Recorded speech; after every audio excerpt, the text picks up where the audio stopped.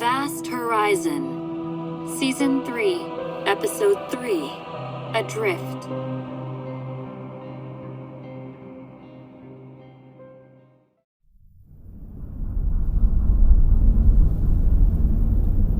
Allie? The Tin-class vessel has been secured. The repressurization and decontamination procedures have begun. That was really quick. The docking procedure and adjuster application was sufficiently enacted. What Allie is trying to say is that we don't have to wait for anything to clear, or for any manual adjustments to be made by the crew. So it went far more quickly than you or anyone else could have expected. Come on. Repressurization of the docking bay should be complete by the time we make it down there.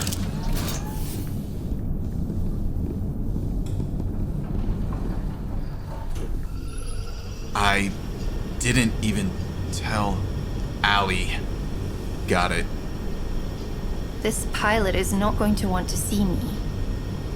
We can avoid that for a little while, but if they live, they're gonna see you sooner or later.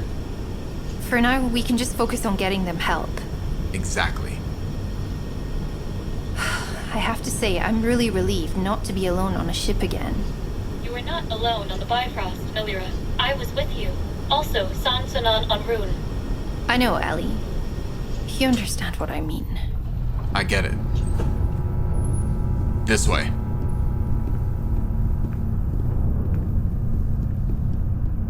Is the process complete? Yes, you may now access the docking bay.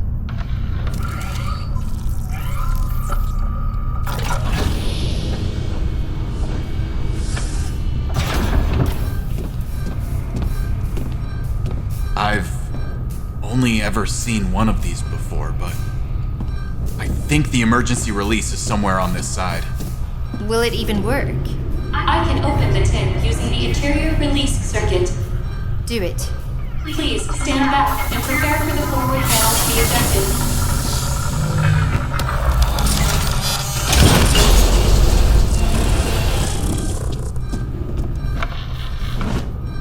Shit.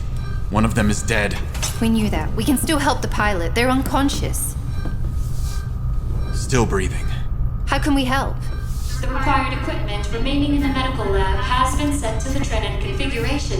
If you are capable of bringing the tin pilot to the medical bay, the reconstruction chamber will aid in the healing process, though some of the supplements and physical attachments will require manual input to modify for Trenin use. We can do that. How's your healing, Nolira? Think you can lift the Trenin? Absolutely not. But we can use this. Bring it right to the elevator and into medical. It will have to do. All right, let's get the pilot out first. Mind their head doesn't hit the floor. We can come back to put the corpse into cold storage afterwards. Allie, please open all the doors on the way to medical and call the elevator. The elevator and all doors are open. Upon reaching medical, the supplements and physical attachments will require manual input to modify for training use. Yeah, I know. I can do that. If not, I'm sure you can walk me through it. I'll have to do the legs. I don't think I should lift the weight of the top, unless you want two patients in here. I have the top now. Lift. All right. The Trenin supplements. I've done this before. Shouldn't be too confusing to do it again. When did you do this before? Medical emergency? Dr. Jensig yelled the instructions at me, but it went well. Now, let me think. And I don't think you should be around when the pilot wakes up. Right, yes. Sergeant Lawrence, if you would like to save the life of the pilot, you must begin the required adjustments. Reconstruction will begin when possible. Nolira, I have this. You should probably leave. I'll be in here until the pilot wakes up.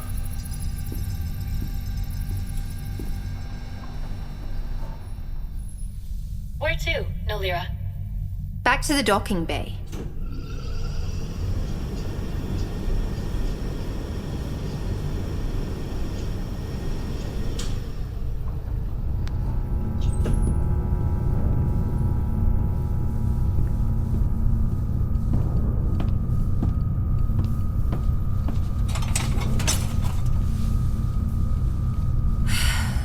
Are you emotionally unsettled, Nolira.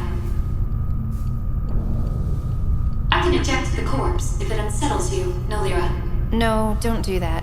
We should let the pilot see it first. It's been a while since I've seen a body. I could have gone for never seeing one again. I am sorry that death is inevitable for you, and that this corpse reminds you of that. No, Allie, I'm not thinking about me. I'm worried. About what will happen to the children you want to create. On this new planet we're heading to. How can we have everything we need? Medicine, food. How will I stop them from becoming corpses? They will all die eventually, but organic life of your limited duration consistently finds meaning in life due to its shortened state. The duration does not create the meaning. The duration forces us to find meaning. We all just want to find what makes us contented and, if possible, happy. But sometimes the time we have is too short. But what if it's too short? Allie, I know you think this is a good idea. I understand what you're trying to create, but we really don't need all the embryos. We don't need 44,000. The emergence can work with fewer than that, certainly.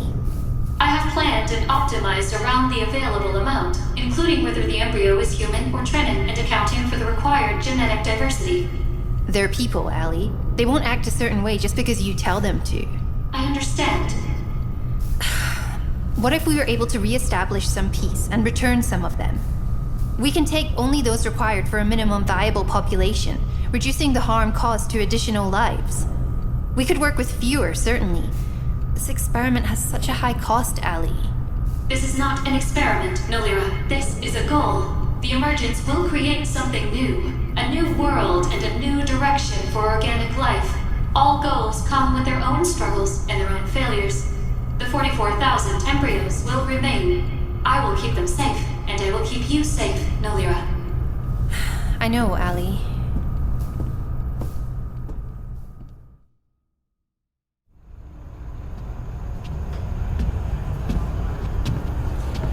If you finished your meal, I may have you take command for a few hours. I have some food. I'm not sure I would call it a meal.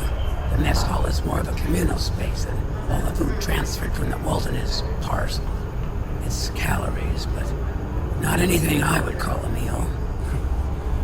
All hopes point to an early return to Alliance space, so just bear it a bit longer.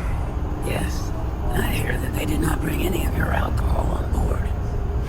Not in much of a drinking scenario at the moment, regardless. But you do appear tired. This many hours of work without substantial rest is not healthy for a human. I can take over.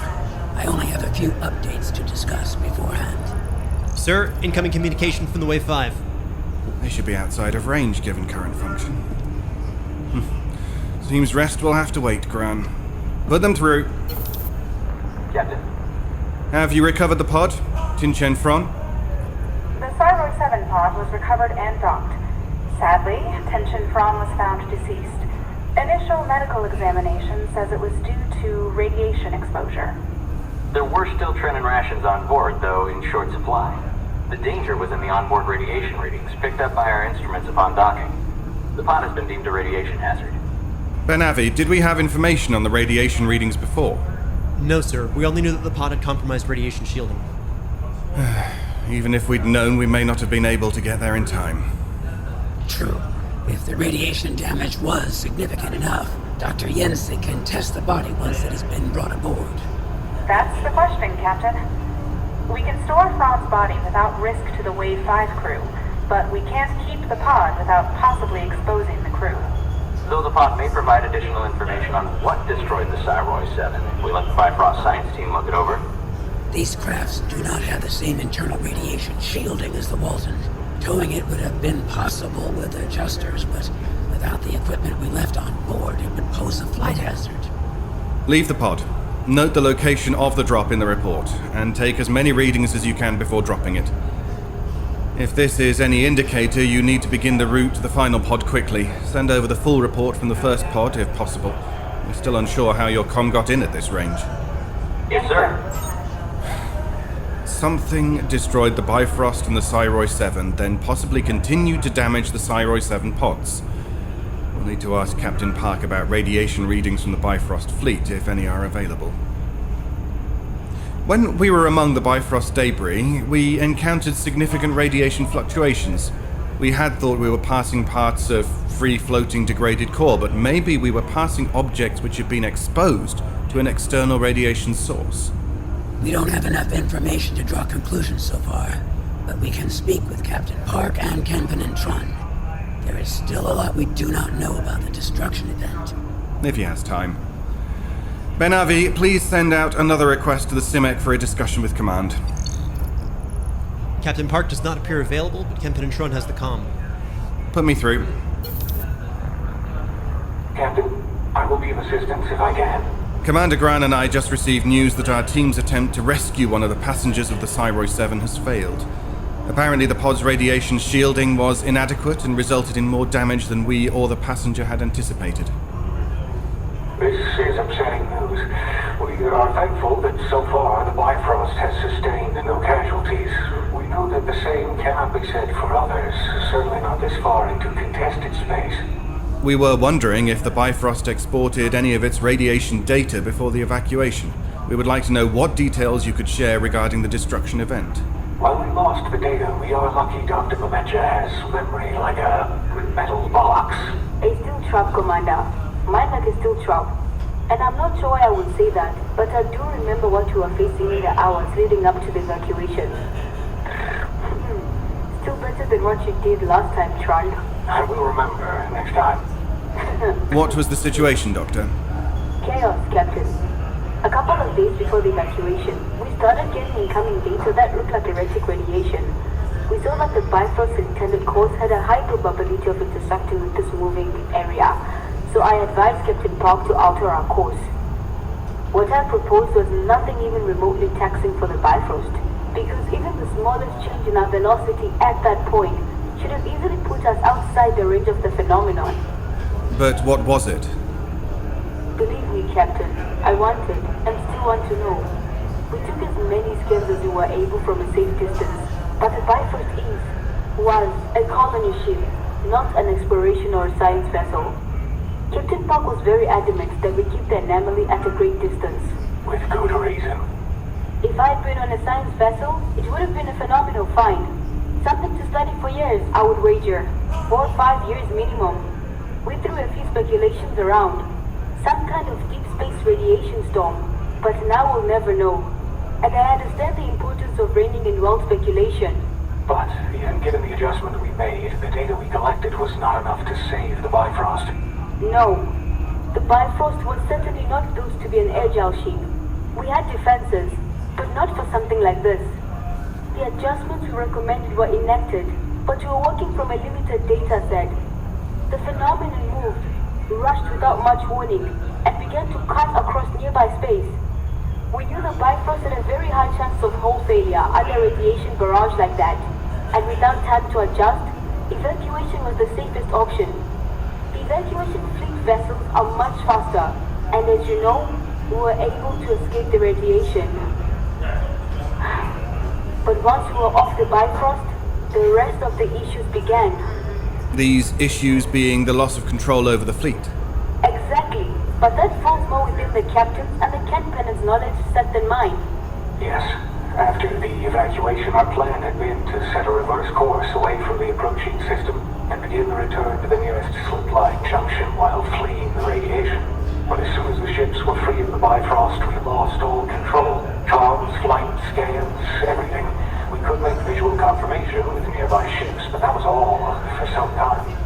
The fleet moved into the local system, moved into the asteroid belt, and became locked in the orbit where you found us.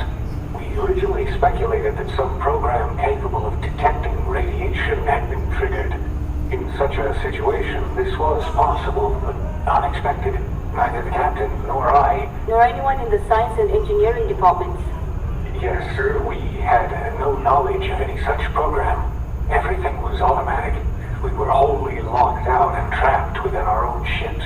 Nothing we did had any effect. It wasn't until we had settled in around the dwarf planet that we regained short comms and were able to begin assessing any damage done to the fleet. Tell us about the damaged ships. The radiation they encountered. The ships that sustained damage were the last ships to evacuate. We have two current theories on what caused the damage. First, that they caught the radiation flare from the phenomenon, but we cannot determine this without more reading on that damn thing and missing flight data from the evacuation. Second, because we think that they lagged behind our primary fleet, they had not reached a position beyond the dwarf planet or large asteroid as quickly as we had. The asteroids now show significant, almost catastrophic radiation readings, or at least they did when we had a moment of clarity with our instruments again. The radiation vented the opposite side of the dwarf planet, thankfully protecting the majority of our fleet. If they have not reached the defensive position in time, that may have been the point of exposure. This radiation occurrence, did you say it was within the local system, a solar event? No, not at all. It was outside the heliopause, and in all likelihood, the interaction between the heliopause and the interplanetary medium actually helped to mitigate our fleet's exposure. It is also no wonder that Dr. Jiang Antui was so easily left behind. One slip in the data, saying the medical lab was cleared, and that would be all. No going back once the evacuation vessels lost control, and no way to check the records until so much later. No data was collected at all. We tracked our location through time and star measurements, took visual notes. The blue light that started to burn like a small star, and then burst like a bomb. And knowing that it was the end of the Bifrost, Dr. Khan from Engineering Naval had a heart attack. The rest of us just sobbed. I still don't know what I'm going to tell the people in cryo. They are all alive. That is more than we can say for the sum from the Sarboy 7. How many are left out there? Our vessel and the rescue team are on their way to the final pod now, and we have reason to be hopeful. Our last communication while still aboard the Walton gave us no cause for alarm. But we never found them all. Thank you for your time, Dr. Mehmetcha, Kanpenin. We will reach out to you and Captain Park with further updates and questions. We still have to review the data from the Simek shot stick with full functionality. We will contact you with the results later. It should be a few more hours at least. Until then. Until then. Thank you, and our regards to Captain Park.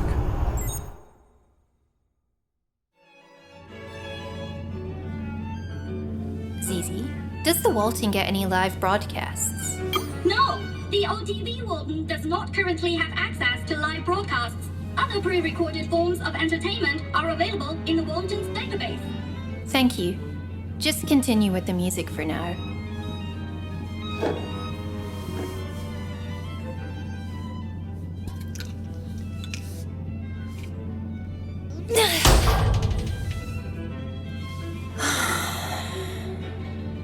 Nolira, are you okay?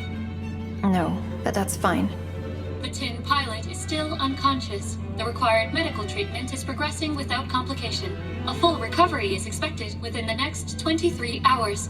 Sergeant Lawrence's assistance is no longer required, and he is here to see you.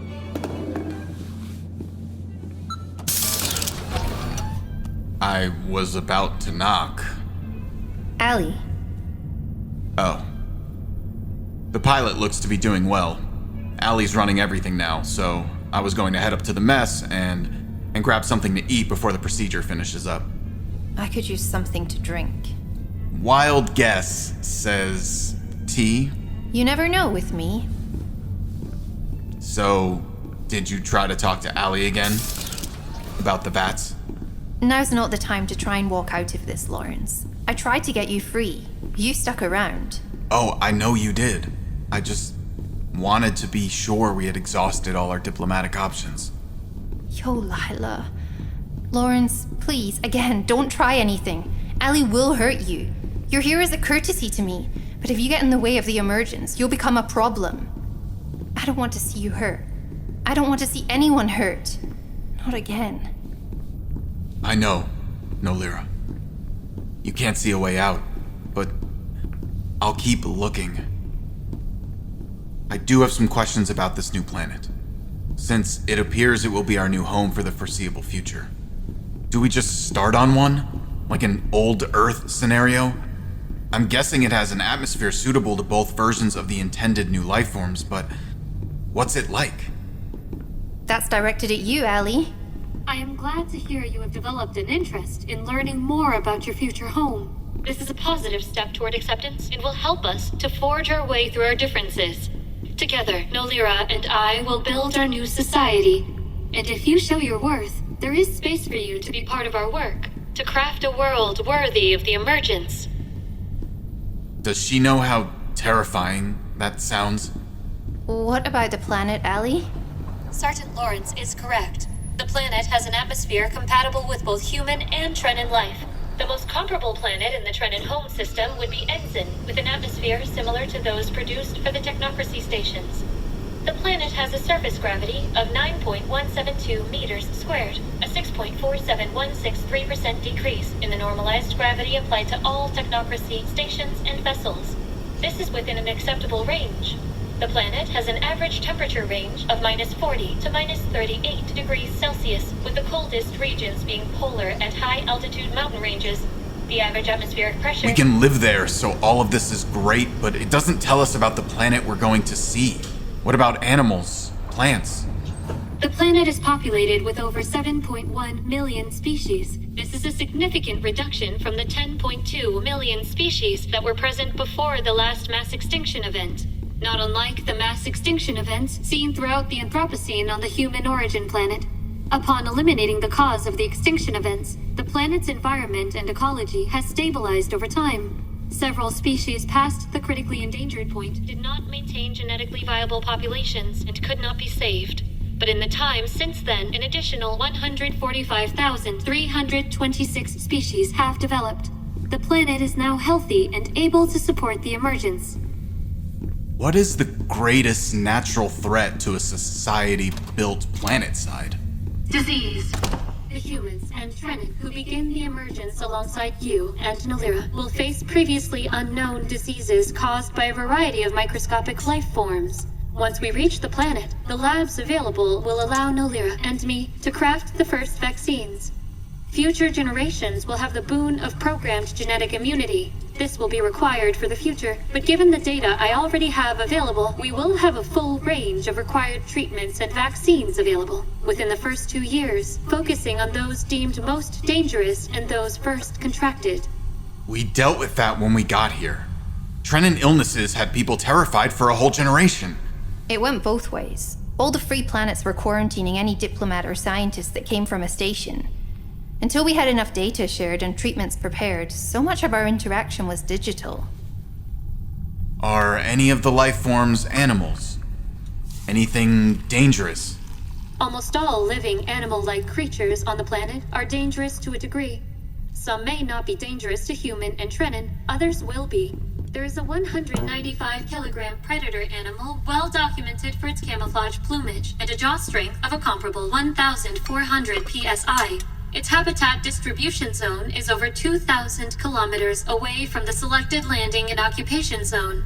It is unlikely you will encounter it. Will we be able to farm and consume any of the native flora? Given data on record for documented flora, I believe there are over 15,000 species of edible plant life of considerable nutritional value. There are also 23,000 forms of edible fungi. 1,400 of these and 2,450 of the edible flora were widely cultivated crops by the planet's previous inhabitants. Even with the knowledge of what we can possibly consume, it'll take a few seasons for us to grow some of the larger crops.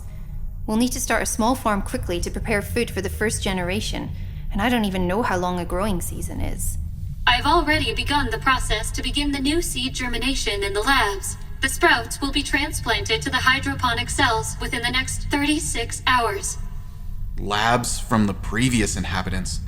Hydroponic cells. And they still work.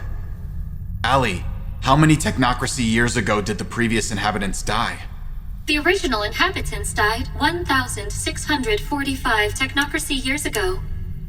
Do not worry, I have removed their corpses and the structures have been cleaned in preparation for the arrival of the Walton. How long until Allie sees her experiment has failed? A few years? A few generations? This is not an experiment, Sergeant Lawrence. This is a goal. He is understandably worried, Allie. When you see the planet and what I have prepared, I believe you will no longer have reason to worry. Your worry is based on doubt. Do not doubt me or in my ability, and you will no longer need to worry. I don't doubt that you want to keep the embryos safe, Allie. I think you will do whatever you must to keep your future emergence safe. I will. And I hope Lawrence remembers this too. I know. I understand. Where are you going? You didn't eat. I think I was wrong to leave the tin pilot alone. I'll wait in the med bay until they regain consciousness. You should eat, though. You look tired.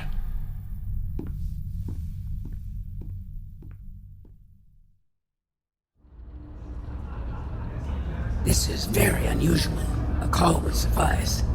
We must be thankful we can even talk.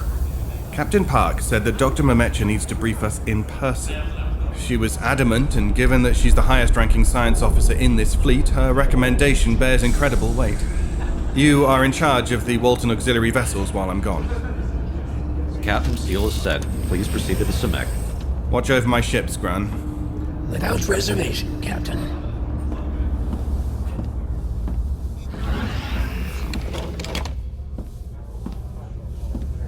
Welcome aboard the BAV Command Simek, Everett. I would share more formalities, but Dr. Mamecha is waiting for us in the cargo hold. Thank you, Leslie. Happy to be aboard. Reminds me of the Walton.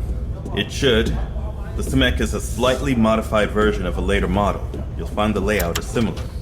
The cargo hold is right here. What is that? This, Captain Sarpon, is our clean room. It took a couple of hours to set and prepare, but it should work now. It must work now. Will Kenpen and Tron not be joining us, or the commander? No. Tron has temporary control of the fleet. Graan is also in charge of our waves. Well, you'll be unable to update them for now, but they'll find out when they find out. Come quickly, and leave all your devices out here. My assistant will indicate if you receive a communication. Ikiwa utaona ishara kokote kutoka kwa aidha Tron au Graan, pisha mlangoni. Usifungue mlango. Tutafanya hivyo kokote ndani. I have a lot to share with you both, Captain. There are no seats, so we'll just have to stand. This room feels very strange. Why are we in here? The quick version is that this room is controlled for the building of very specific pieces of equipment that require perfect balance in atmospheric change. Thankfully, all I needed was the room, and not any other equipment. So, why are we in this place, Doctor? You said it was urgent. Very. My team and I just finished going over some of the findings from when the Simek and parts of the fleet regained full functionality. It took us some time to look over it all, and at a certain point, we stopped to construct this room. Here, this is the data we're able to print off. Some of it, the ships that regained their full capacity had entered into a section devoid of the unexpected and strong ionic readings registering through the rest of the local system. Everywhere in the system, at least as far as we could scan in those brief minutes, we found strong, unnatural ionic readings. Unnatural? The makeup of this interplanetary medium has readings unlike any we have on record for any other solar system. The activity, the energy being moved around, it's not dangerous, but it's powerful. More reactive in some places than even the interplanetary mediums around new collapsing stars. So, is it unnatural or just unexpected? Both, certainly. There are laws of the physical world operating within the unstructured chaos of space. That we should expect to see. Here, we see something altogether outside of those predictions. It's fascinating. So we regained full functionality when we were briefly outside this. What do you believe is happening? We have not left the local system yet. We should still be within the bounds of the interplanetary medium. Yes, we are. Which is why we're here. Our trajectory is parabolic, to bring us around the local system and back out near the Sleep Junction.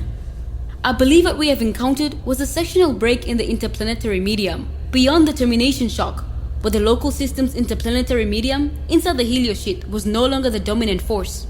We entered an area outside of control. And you believe that outside the termination shock we will be free? I believe that outside the termination shock, but within the heliosphere, the influence will be weaker, and that outside the heliopause, it will be gone. So why the room? Whatever is using the charge and power within the interplanetary medium, which in itself is a feat unmatched by the technocracy, is able to transmit and control the signals and charges within the fleet. If it can send signals here, I have no reason to doubt it cannot receive signals. Utmost caution. So within this room we're not observed?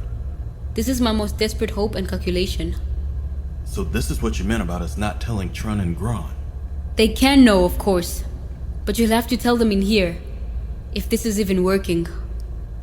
So, who do we think is doing this? We have nothing capable of this in the technocracy. Not on this scale. We're in contested space and we should be cautious, but there is the possibility of Exilarchy technology. We encountered an Exilarchy ship, but they'd also lost a ship in the area. Nothing we have collected on Exilarchy technologies supports the idea that this could be their work. To work on such a scale. Massive and atomic. What about an AI? An artificial construct that has passed its super singularity could have the capacity, but I still don't see a path from... No. I'm not here to make wild speculations. The only advice I'd give is that once you leave this room, it will see you. But once we exit the heliopause, we should be free of it. So we have a way out. Once the interplanetary medium is in our engine wake, all functionality should return. But until then, we're still without full control of our own ships. We have no reason to doubt you. You should. My team and I are working off very little data. We need to be careful. This thing has control of our ships, and even if the control does end, we need each and every single one of our ships free of its control before any action can be taken. Phenomenal discovery or an act of terrorism, nothing goes against its wishes until all of my colonists are free. Agreed. We still have the opportunity to get out of this without the loss of any additional lives. Doctor, would you rule out the idea that this could have been orchestrated by a single human or Trenin? Certainly. Even with technological assistance, it would require the input of hundreds of active and trained attendants. Why? Just ruling things out. If you don't mind having this conversation again, I will send Commander Graan to speak with you aboard the Simek when I return. I'll send Trun as well. What if this room did not work? Captains, we're not currently ejected into the dock of space. So it either works or... Or what? Or it no longer cares what we do. Like a little colony of ants under the foot of an elephant, we may not be worth the bother. Trapped inside control ships, we can do nothing. We're not a threat. Let's keep it that way. We should be outside the heliopause within the next 34 hours. I'll make myself available for Commander Graan and Kenpen and Trun. But please send them soon. I have work to do. Tunatoka nje.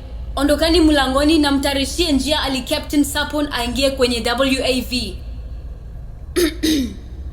Please, understand that what I've told you is a terrifying prospect. Anything I find out, I'll tell you. But until we leave the heliopause or hit another bubble, I have no way to gather more information. And I fear they may know I'm doing exactly that. Just stay safe for now. When the colonists are able to leave safely, then we can worry about the implications of what's happening. Thank you, Captain, Doctor.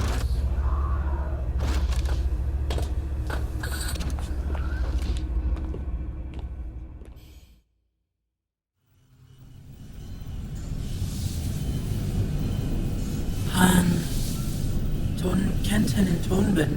Hey, try not to move too much yet. It would help if you spoke standard. 1 second, I think we have an ambient translator on board. Ali, please. Ton Kenton and Tonbin. Ton Gunnan and Kun Trenrin Prenchin. This is not a craft of the Great Imperium. I'm not speaking Trenrin, but the ambience translator is helping us understand each other. You are on board a technocracy vessel, the OTV Walton. I was with Jansen. I understand that Jansen was the fellow Trenin in the tin with you. I'm sorry to tell you that your partner did not survive. We found your ship floating without propulsion. Your craft, the Cannon Tunlin, reported your tin missing. Jansen will be dearly missed. His talents were a pride to the Imperium.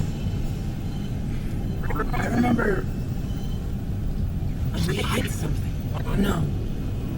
Encountered a wave, and it knocked us off course. The engine contained rupturing. I remember seeing Jansen bleed. Then nothing. Return me to the Cannon Tunlin. We hope to. Well, I hope to. I'm Sergeant Samuel Lawrence. I am Feen Stonin, tin Arn for the GDIB Cannon Tunlin. Please try to remember anything else about what happened to damage your ship, Feen. We will send it in the report when we return you to the Cannon Tunlin. The siren was ringing. The pressure siren. There was a quick leak because the engine ruptured. And then the auto seal deployed. The quick depressurization, it hurt. It pulled us so quickly. Then I saw Yancy bleed. And nothing else. That matches with what I saw on the tin. Again, I'm sorry for your loss. The medical station is set to heal Trenin biology, so please stay here until you're fully healed. I've never met a human physician. I'm not a physician, but I'm here to help. I'll get you anything you need as long as I can. We have Trenin foods and drinks aboard, if you're hungry. If you have Trenin foods aboard this technocracy craft, that must mean you have Trenin's crew. And yes, I need food. I have not eaten in so long. I can feel how famished I am. I will wait here. The Walton usually has dozens of Trenin crew. Our second in command is Thin Quan Graan of Nunrun. You rest, and I'll go get you something to eat. I'll bring a few options. When I am healed, I request to see my tin in the body of Yancy. Of course.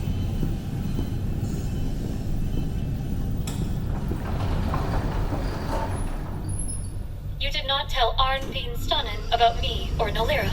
She just woke up on a technocracy vessel after years of war and propaganda. I'd wager that is already terrifying enough. Feen Stonin is currently experiencing an elevated pulse and has picked up a medical blade. The medical blade has now been stored in her frontmost pocket. See? Waking up on what many Exilarchy members still consider an enemy ship, finding out Jansen died, and not seeing another Trenin around. All of it. I'll get her some food and let her see the tin, and maybe then we can introduce her to you. You're a crazy disembodied power, and I'll bet she'll still be more terrified of Nolira. Because she is the Unwin Fenton. A nightmare. The tin Feen Stonin will not be permitted to interfere with the emergence and may not cause harm to Nolira. I'll handle it. If you do not, I will. The tin Feen Stonin has fallen back asleep. Full recovery is not yet complete.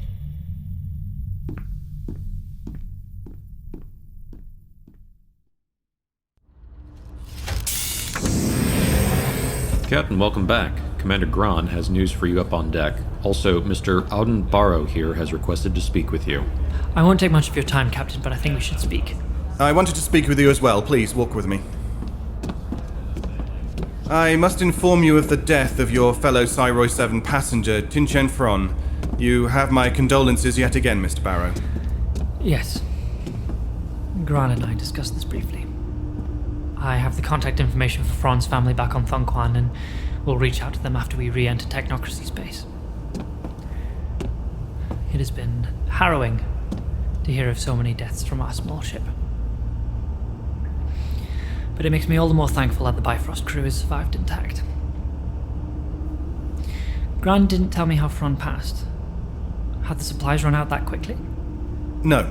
It appears Fron's pod suffered a massive amount of radiation damage. That's terrible. If you had already spoken to Graan about Fron, did you have something else to speak with me about? I spoke with Sun Sanan Onrun. He believes that Nolira is not doing this alone, but acting under the coercion of some kind of corrupted artificial intelligence. He stated that it not only controlled Nolira's arm and the ship, but him as well. He doesn't want to help Nolira, but he saw value in helping the unborn Trenin. He was very frightened, though, and has requested the removal of his neural blocker. Controlled him how? Through the neural blocker, I would think, which leads me to believe it should be removed. One moment. Cargo, this is Captain Sarpon. Place the prisoner, Sun Sanon Onrun, under increased watch and escort him to the transfer lock. He will join Commander Graan when she leaves for the Simek. Yes, Captain. Sinon is not what we should worry about, Captain. If something can control him, then he is. He will go to the Simek. They have a fully equipped medical bay capable of removing the neural blocker and suitable holding cells. But what about this possible corrupt AI? Something is forcing Nolira to kidnap those vats. In any normal circumstances, an action on this scale would be counted as an act of terrorism. Excuse me, Mr. Barrow. I have duties to attend to, and you are not to speak of this any longer while aboard my ships. Do you understand? Do not speak with Sun Sanon Onrun nor anyone else about this subject, or or you may be placing us all in danger. What, Captain Sarpon? Yes, sir. But I have a request. May I join Sun Sunon Onrun's escort to the Simek? Yes, and be sure he speaks with Dr. Memecha following the removal of the neural blocker. Thank you. Goodbye. Captain, come quickly. What is that? It just arrived on our local sensors, though we still do not have access to full spectrum scans. Look here, it has considerable density. Some kind of artificial satellite, Captain. Though no longer in an orbit. Visual assessment is possible now, out the starboard deck. That is not a free planet, nor an Exilarchy style of construction, Captain. What kind of readings are you capable of collecting, Ben-Avi? This close to the ship, we can get some radiation readings from our hull sensors, though I don't know how to interpret them, Captain. Do it. Send the data directly to Dr. Memecha on the Simek. Just a moment. Sent, Captain. It may be a kind of ship, though I have never seen anything like it. Small, but larger than a tin or subdrop class. The shape is not like any ship. It appears more like a satellite. Incoming from Dr. Memecha from the Simek, Captain. Open channel. Tell me what I'm looking at, Doctor. No idea, Captain. I can't see it from here. Only one of our fleet has it in close-range sensors. But these radiation readings tell me that this thing has been out here for hundreds of years. Vast Horizon. Episode 23. Adrift. Written and created by K.A. Statz. Produced with sound design by Travis Vengroff. Mixed and mastered by Brandon Strader. With senior sound designer Dayn Leonardson. And featuring executive producer Dennis Greenhill. Starring Siobhan Lumsden as Dr. Nolira Eck. Tanja Milojevic as Ali. A.R. Olivieri as Sergeant Lawrence. David Devereaux as Auden Barrow. David Ault as Captain Sarpon. Lani Minella as Commander Graan. L. Jeffrey Moore as Captain Park. Tianyi Skarrxin as Arnfinn Stonin.